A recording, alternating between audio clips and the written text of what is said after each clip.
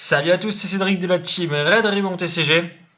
Aujourd'hui, je vais vous parler d'un deck un petit peu particulier. Il s'agit d'un deck Beerus post-BT3. Alors pourquoi je vous en parle? Parce que je l'ai vu sur le groupe de la communauté française, beaucoup de personnes qui demandaient si la carte Whis Judge of the God était jouable. Pourquoi? En fait, c'est une carte qui paraît extrêmement puissante. Son attaque peut être annulée, son skill ne peut pas être annulé. On gagne un tour supplémentaire lorsqu'on la joue si notre leader est Beerus. Et elle a quadruple strike.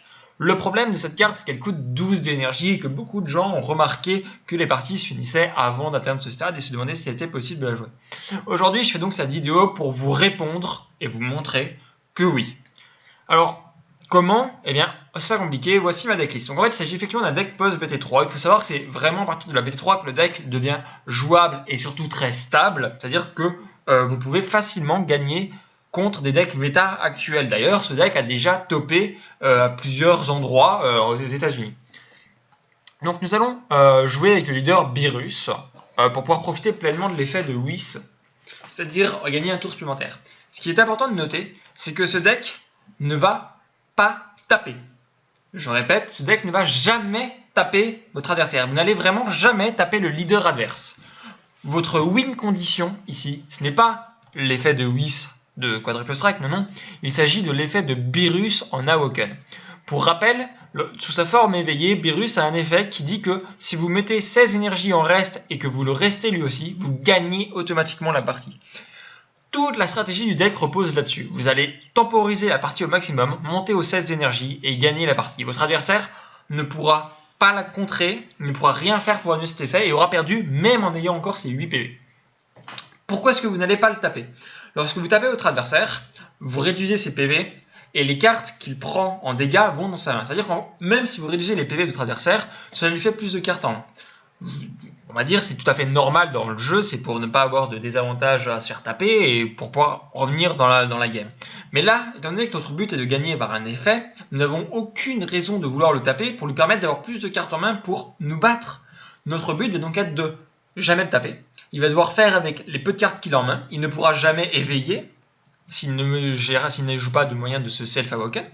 Donc sans être réveillé, sans prendre de dégâts, il va très vite tomber à court de cartes. Et nous allons juste essayer de temporiser au maximum ses unités, les détruire par effet ou attaquer ses unités directement, de manière à ce qu'il devienne très rapidement un adversaire contre lequel nous n'avons aucune menace et enfin arriver à nos énergies. Alors, je vais vous présenter un peu le deck rapidement. On joue pas mal de cartes de la BT3 ou de la BT2, donc vous les connaissez peut-être pas toutes. Principalement, en fait, la stratégie va reposer sur cette carte-là. Il s'agit du dieu des dieux, le grand prêtre. C'est une carte de la BT2, c'est une commune. Lorsque vous jouez cette carte pour 7 d'énergie, vous prenez tous les dieux que vous avez dans votre battle area et vous les mettez en énergie. Donc, vous imaginez bien que c'est ça qui va être notre moyen d'arriver à nos 12 d'énergie rapidement. Pourquoi ? En réalité, on va dire que la partie va se jouer en 2 temps. Premier temps, réussir à tenir jusqu'au 7 d'énergie. Deuxième temps, arriver au 7 d'énergie, jouer le dieu des dieux, mettre toutes nos battles en rire. Et enfin, tenir un tour supplémentaire pour pouvoir activer nos effets et gagner la partie. Bien sûr, puisque les seules cartes que nous mettons en énergie sont des dieux, vous pouvez voir que la majorité de notre deck contient des dieux en Battle Area. En fait, pour être honnête, la seule carte qui n'est pas un dieu de tout notre deck, c'est Bulma, la carte de la BT1 que vous connaissez, qui est donc une humaine, et qui n'est présente qu'en 3 exemplaires. La stratégie du deck repose sur des moteurs de charge rapide, c'est-à-dire qu'en réalité, vous voyez, nous allons jouer Gowazu. Gowazu est une carte de la BT2. Lorsque vous la jouez, pour un énergie bleue, vous regardez les top 3 de votre deck et vous ajoutez un dieu à votre main. Le but étant de chercher rapidement les Majin Defier, qui sont des dieux de la BT3. Il s'agit d'une battle qui compte comme une énergie tout en étant une battle area. C'est-à-dire qu'en gros, pour 2, vous avez la call et ça vous fera une énergie en plus. Donc au tour d'après, c'est comme si vous aviez 3 énergies de dispo au lieu de 2. Donc tout notre but va être d'en invoquer le maximum, de charge au maximum grâce à elle, et ainsi d'arriver aux 12 énergies. Toujours dans cette optique de charge le plus rapidement possible, on joue donc forcément les Whis que vous connaissez. Lorsque vous les jouez, vous mettez la carte du haut de votre deck en énergie. Ces Whis là qui sont donc tutorisables depuis votre deck par Bulma, c'est donc la seule raison de la présence de Bulma dans votre deck. Nous jouons aussi 4 objections, qui pour 2 on met une carte de notre main en énergie. Et donc là, voilà, donc les objections, les Majin Defier, les Whis, les Bulma, tout ça, ça veut dire c'est notre moteur de charge. Derrière, il faut qu'on arrive à tenir. Parce que bon, c'est bien beau de charge plein d'énergie, mais si votre adversaire vous tue, ça n'a pas vraiment d'importance. D'arriver aux 12 d'énergie, vous êtes mort avant en fait. Donc on a les 4 super combos. Donc là je joue les nouveaux super combos de la BT3. Pourquoi pour leur double effet, en fait, lorsque vous les jouez, elles ont un petit peu l'effet Jaco, c'est-à-dire que votre adversaire reprend un de ses combos en main. Donc en gros, d'un seul coup, vous avez 10 000 de combos, vous de votre côté en plus, et vous pouvez enlever 10 000 en face. Donc ça peut faire, elle toute seule, une carte qui va faire 20 000 de combos. Très intéressant pour se défendre. Et j'ai 4 énergies boost Beerus, donc que vous connaissez, et 4 Piccolo le stratégiste. Le but de ces 6 cartes-là étant d'avoir des effets pour détruire directement les battle cards adverses, de manière à pouvoir me débarrasser par effet des grosses menaces de mon adversaire. Je vous rappelle que Beerus possède également un effet qui, lorsqu'il attaque, vous pouvez aussi détruire une battle card adverse qui a un coût de 3 ou moins dès que vous aurez atteint un certain nombre d'énergie, en sachant que ce nombre d'énergie est atteint très rapidement dans ce deck. À côté de ça, le deck contient les battle cards communes, c'est-à-dire les Whisk Version, donc les Negate attaques, les Senzu, donc les haricots magiques pour se protéger des attaques, et on a mis également 3 résultats de l'entraînement.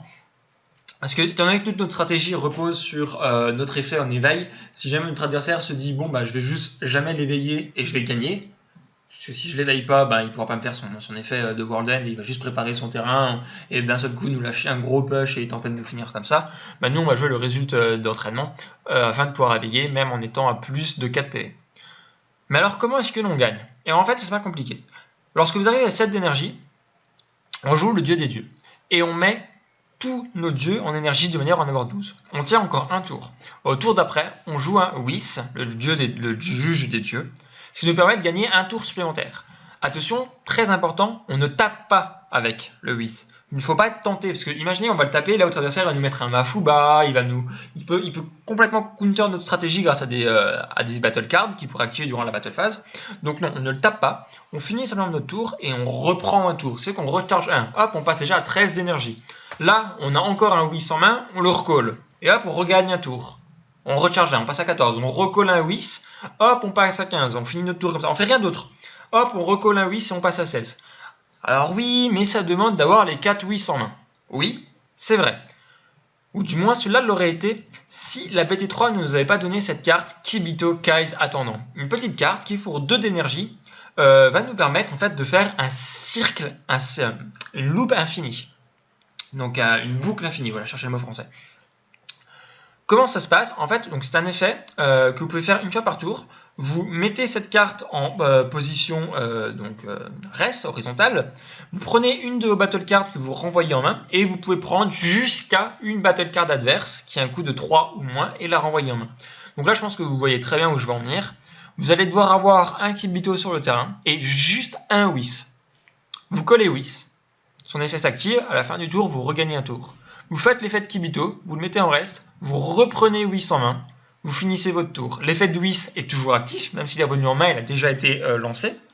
Donc, c'est de nouveau à votre tour de jouer, tout se restand, vous chargez 1, vous repayez 12, vous recollez Whis. Nouvelle fois, effet de Kibito, il revient en main, voilà. Et vous ne faites que ça. Votre adversaire n'a absolument aucun moyen de faire quoi que ce soit, puisque à la fin de votre tour, c'est votre tour, et cela indéfiniment. Et plus important encore, Cold Bloodlust ne peut pas annuler l'effet de Whis. Étant donné que Whis a un effet permanent qui dit que son effet ne peut pas être annulé, votre adversaire ne peut même pas jouer la seule carte qui annule des effets, donc qui est Cold Bloodlust, pour annuler l'effet. C'est-à-dire qu'à partir du moment où vous rentrez dans ce combo, votre adversaire ne peut rien faire d'autre que vous voir regarder charger vos énergies autant que vous voulez. Vous pourriez même en charger 30 si vous voulez. Ce qui est d'ailleurs très intéressant, parce que ça voudrait dire qu'en tournoi, si vous étiez quelqu'un, on va dire, de peu fair play, à la première manche, vous pourriez comme ça slow play à l'infini et juste dire je pioche 1, je call, je charge et voilà, et faire ça jusqu'à qu'on arrive, on va dire, à 40 minutes de jeu. Et là, vous faites bon, bah voilà, je fais l'effet de virus, j'ai gagné la manche 1, bon, on passe à la manche 2, sauf que la manche 2, vous n'aurez pas le temps de la finir et vous aurez gagné par défaut puisque vous aurez gagné la manche 1. Bien évidemment, je pense que si vous faites ça, on pourrait potentiellement call judge et vous pourriez vous prendre en avertissement pour slow play. En principe, votre adversaire, il va voir que vous êtes il va voir que vous lancez la boucle infinie, il va surrendre, il va abandonner la partie pour passer la suivante. Mais donc voilà, en fait c'est ça donc le combo, un combo inarrêtable une fois que vous arrivez aux 12 énergies si vous avez un Kibito sur le terrain. Et voilà. Donc maintenant, on va voir en action ce que ça donne, comme ça vous pourrez voir la puissance du deck, ça sera beaucoup plus parlant que juste une petite présentation. Ok. T'es prêt? Vas-y, let's go. Ok. Attends. Attends, comment j'avais fini la vidéo? Ah oui, ok. 1, 2, 3. Et du coup, on se retrouve avec Aleng Yo YouTube. pour vous montrer en action le deck Beerus. Donc Aleng joue une nouvelle fois son deck Android, hein, son deck de cœur. Et moi, je vais essayer de vous montrer, voilà, est-ce que je vais pouvoir tenir face à ce deck censé être agressif afin de mettre en place mon jeu et de le tuer avec l'effet de Beerus. Donc Aleng, c'est à toi de commencer. Yo YouTube. Du coup, je charge ça. Pour 1, j'ai ramené le Dr Gero. Je vais check le top 3 et ramener un Android. Ok. Du coup, j'ai ramené C17. Ok. Et je vais dire à toi. Ok, donc je vais draw. Je vais charge une objection. Pour 1, je vais jouer Bulma. Du coup, effet de Bulma, je vais chercher dans mon deck Whis. Donc forcément, je vais prendre le Whis qui me permet de charger rapidement. Et je vais finir mon tour là-dessus. Hein. Comme expliqué en phase de deck building, le but de ce deck, c'est pas du tout de taper. Donc je vais vraiment jamais le taper, jamais l'attaquer, puisque sinon, il va simplement prendre l'attaque. Ça lui fera une carte en plus en main. En plus, il va pouvoir ensuite par la suite s'éveiller, avoir encore plus de cartes en main, mettre plus de pression. Mon but à moi, c'est juste de tenir au maximum et donc lui permettre d'avoir le moins de cartes possible en main. Du coup, pour un vert, je vais créer Android. Je vais piocher 2 cartes et je vais en discard une. Ok. Ouais, pas fameux. Et à 10k, je vais taper ton leader. Je ne negate pas. Je vais pas combo. Je pioche un. Enfin, je prends, du coup. Et je vais dire à toi. Je stand, je draw. Je vais faire du coup le T2 classique. Je vais charge une énergie. Pour 2, je vais jouer objection, ce qui me permet de charge une énergie supplémentaire. Je vais charge un résultat d'entraînement. Et pour 1, je vais call un Gowasu qui me permet de regarder sur le top 3 de mon deck et s'il y a un dieu parmi eux, l'ajouter à ma main. Alors, nous avons Kibitokai qui est un dieu, je vais donc le prendre en main. Et je vais finir mon tour là-dessus, Alain Gata. Stand, draw. Alors. Je vais charger ça. Donc vous voyez, les tours sont toujours classiques. Hein. T1, vous faites un Gogosu ou une Bulma pour chercher un Whis. T2, c'est une objection ou une Majin Défieur qui comptera comme énergie en plus. T3, donc au prochain tour, je ferai un Whis. Toujours voilà, des tours classiques, basiques. Je tapais à 10k ton leader. Je ne negate pas. Je vais pas combo. Je vais la prendre. Et je tape à 15k ton leader. Je ne negate pas. No combo. Je vais la prendre. Et je vais dire à toi. Alors là, du coup, les gens peuvent se demander pourquoi est-ce que tu m'attaques. Ils vont se dire, voilà, mais mince, pourquoi est-ce que Aleng ne joue pas également hyper défensif, en mode je l'attaque pas pour pas qu'il y ait de cartes en main. Donc en fait, c'est pas compliqué, je l'ai expliqué en phase de decklist, c'est simplement parce qu'il sait que dans mon deck, j'ai des résultats d'entraînement, que je vais les avoir à un moment donné, que du coup, moi, je vais pouvoir m'éveiller grâce à une carte extra, et de toute façon, mettre en place mon jeu par la suite. Donc lui, ce qu'il tente de faire, c'est simplement de me tuer avant que je puisse mettre en jeu mon place. C'est bien ça? Ouais. De toute façon, j'ai qu'un seul schéma possible. Hein. Taper, taper, taper. Ouais. Donc je vais charge. Pour 4, comme je l'ai annoncé, je vais jouer 8, ce qui me permet de charge la carte du haut de mon deck. Et là, je vais taper à 10 000 avec Beerus son C17. Pourquoi je fais ça? Est-ce que tu negates? Je vais pas negate. L'effet de Beerus s'active, même s'il l'aurait negate, il se sera activé. À partir du moment où j'ai 3 énergies ou plus, je peux lui détruire une battle card, ici, qui a 2 d'énergie ou moins. Donc là, je vais commencer par lui détruire son Dr Gero. Ok, ça part au drop zone. Et du coup, moi, je vais combo avec Bulma. Donc je combo, voilà, 15 000, c'est tout. Je vais pas combo, du coup, il tombe. Donc pourquoi je fais ça, moi? Parce que Bulma n'est pas un dieu, c'est une humaine, elle ne m'apporte donc rien à être sur mon terrain, autant que j'utilise pour enlever l'unité adverse. Je finis mon tour, à toi. Stand, draw. Je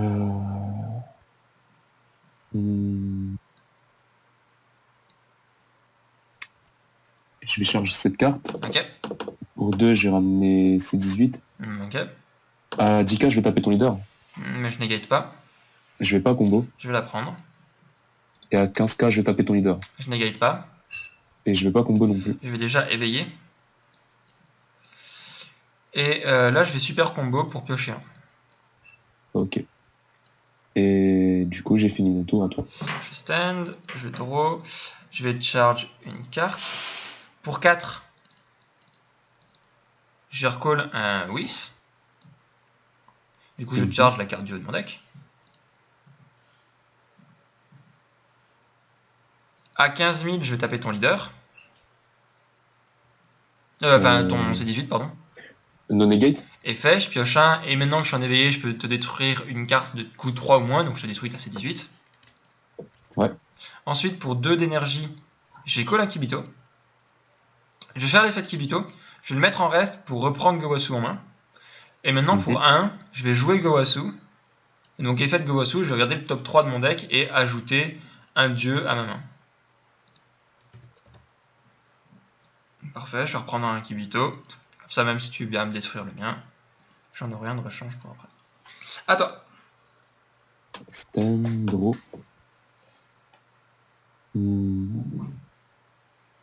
Ce qui est vraiment embêtant de jouer contre Beerus, c'est que du coup on est très limité en ressources en fait. C'est ça. Étant donné que On je peut te pas tape... compter sur le leader qui me donne des ressources en tapant mes PV. C'est ça, voilà. Étant donné que voilà, je te tape pas tes PV, tu peux pas prendre de cartes de tes PV en main. Donc tu n'as pas accès à ces 8 cartes là. Tu ne peux pas t'éveiller, donc ça fait 2 cartes en main que tu n'as pas parce que tu pioches pas. Et toutes les cartes que tu devrais piocher quand tu attaquerais avec ton leader éveillé, bah là jamais tu ne les auras. Du coup pour 1, je vais jouer Dr. Gero. Ouais. Je vais regarder le top 3 encore une fois. Du coup je vais prendre l'Android 20. Ok. Pour 2, je vais jouer l'Android 20 et je vais ramener un Android, une carte qui a Android dans son nom depuis mon deck à la ramener à ma main. Ok. Je prends l'Android 17. Mhm. Je vais Overrun pour 5 et Ok. payer 1 énergie pour ramener Masked Saiyan. Ouais. Du coup, l'effet de Masked Saiyan, quand il est ramené grâce à l'Overrun, je peux choisir des unités en face, mais qui ne sont pas des bloqueurs, et jusqu'à un total de coups de 5 et les envoyer dans sa Warp Zone. Ouais. Du coup, je vais prendre le Gowasu et un Whis. Très bien, donc un Gowasu et un Whis qui partent en Warp Zone. Ensuite, du coup, je vais taper à 20k double strike ton leader. Je ne negate pas. Je vais pas combo. Je vais juste super combo. Ok. Du coup, je dirais une face et ça part en Warp Zone. À toi. Stand and draw. Je vais charge un Kibito. Pour 4, je vais recall un Whis. Du coup, je vais recharge la carte du haut de mon deck. Pour 4, je vais call un Energy Boost Beerus. Son effet s'active. Je vais détruire ton Android 20. Et je vais finir mon tour là-dessus, tout simplement. Je ne vais pas t'attaquer, étant donné que ça viendrait à attaquer ton leader et donc te donner une carte en main. Je vais pas charge non plus. Ok. Pour 2, j'ai ramené l'Android C17. Ouais. Je vais taper à 15k ton leader. Est-ce que tu négates? Non, je négate pas.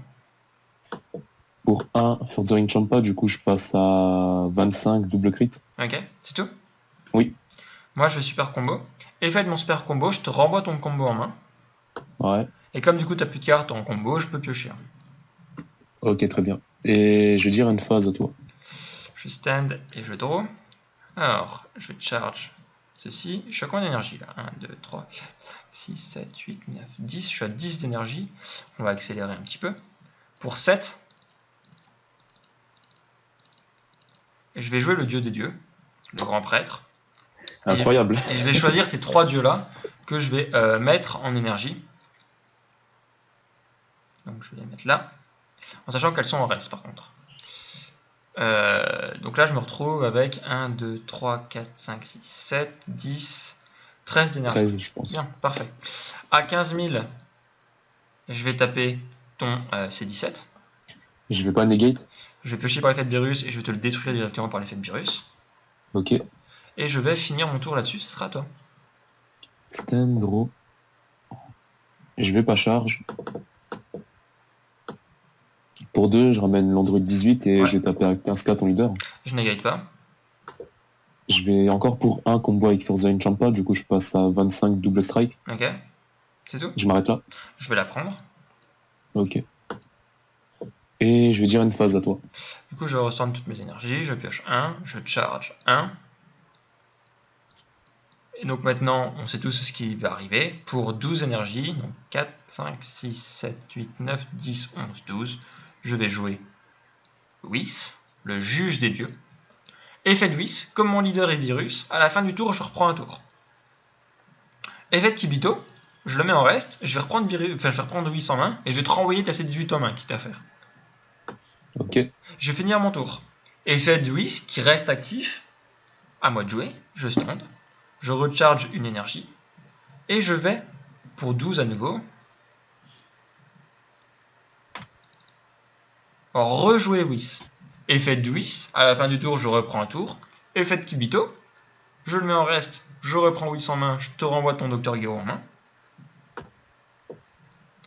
À moi de jouer. Je charge 1. Et là, vous voyez que maintenant, je suis arrivé au 16 requis pour faire l'effet de virus et gagner automatiquement la partie. Mais ce cirque-là, je pourrais le continuer autant de fois que je voudrais. Je peux encore le refaire. Hop, je colle Whis. À la fin du tour, je reprends un tour. Tiens, je vais même finir mon tour là. Hop, je restand, je draw, je ne charge pas, on s'en fout. Hop, pour 12, je vais en recolle encore un, tiens. Donc là maintenant, j'ai limite 2 conditions de win en fait. Je peux le taper avec 2 unités à quadruple strike qui ne peuvent pas être annulées. Pourquoi je le fais pas ? Ça serait prendre des risques pour pas grand chose, puisque j'ai juste de toute façon à finir mon tour et à reprendre pour gagner. Imaginez bien là, si je le tape, je peux me prendre un counter. Bon, je joue contre un deck vert, je crains pas grand chose, mais je pourrais être contre d'autres decks qui, grâce à des counters, seraient capables de me le renvoyer en main ou d'autres choses de ce genre-là. Donc, ne jamais attaquer. C'est simple, en plus ça lui donnera des cartes en main pour vraiment voilà, pour pas grand chose. Donc autant que je dise simplement un petit fin de tour à moi grâce à l'effet de Whis à nouveau, et là cette fois Aleng, tu vas te faire prendre un petit Akai par Virus et j'ai automatiquement gagné la partie alors que mon adversaire est à 8 PV. Ben, bien joué à toi, écoute. Merci gros, c'est incroyable. Tu as pu faire beaucoup de choses. Alors bon, voilà, là on vous a montré la force du deck. Faut savoir que en BO3 votre adversaire va pouvoir side, et là, quelle est par exemple la carte que tu vas side forcément contre un Virus ? Donc j'ai 2 options, j'ai Tenchian qui me permet de m'auto-éveil, et j'ai Masked Sen aussi qui me permet de prendre des cartes de ma vie. Voilà, donc tu vas en mettre 4 de chaque, quoi. Ah mais clairement, voilà. C'est la meilleure chose à faire face à un Virus qui est là pour ton point. En fait. Pourquoi il va faire ça ? Comme il l'a dit, son but ça va être de s'auto-infliger des dégâts, ainsi pouvoir rester éveillé, faire quand même du CA et essayer malgré tout, malgré le fait que je ne le tape pas, de pouvoir me tuer. Quand votre adversaire fait ça, si vous jouez Virus, et que vous voyez que votre adversaire a des moyens de s'auto-éveil, ben là, à partir de là, vous avez plusieurs solutions. Soit vous continuez votre jeu tel qu'il est là, c'est-à-dire vous continuez de tempo à mort, soit au contraire, vous passez en mode un peu plus bourrin, en mode je joue des Virus qui ont double strike, je joue des Piccolo 20 000 critical, tu t'es toi-même infligé 4 dégâts, parce que bon, Android 17 éveille à 6, c'est un peu une exception, mais la plupart des leaders s'éveillent à 4, donc tu t'es toi-même infligé 4 dégâts, laisse-moi maintenant t'aider à t'infliger les 4 derniers. Voilà, j'espère que cette vidéo au complet vous aura plu, c'est la première fois qu'on fait ce genre de vidéo, donc une partie decklist, explication des cartes combo, une partie match. Si vous avez des questions, n'hésitez pas à les mettre en commentaire. Un petit mot pour la fin, Leng. Yo YouTube. Yo YouTube. Et du coup, n'oubliez pas de mettre un pouce bleu à la vidéo si elle vous a plu, en commentaire si vous avez des questions, des requêtes, si vous voulez qu'on refasse ça pour d'autres decks, n'hésitez pas. Rappelez-vous de venir sur notre page Facebook ou nous suivre sur Twitch. Merci à tous, ciao, bonne soirée les gens. Yo YouTube.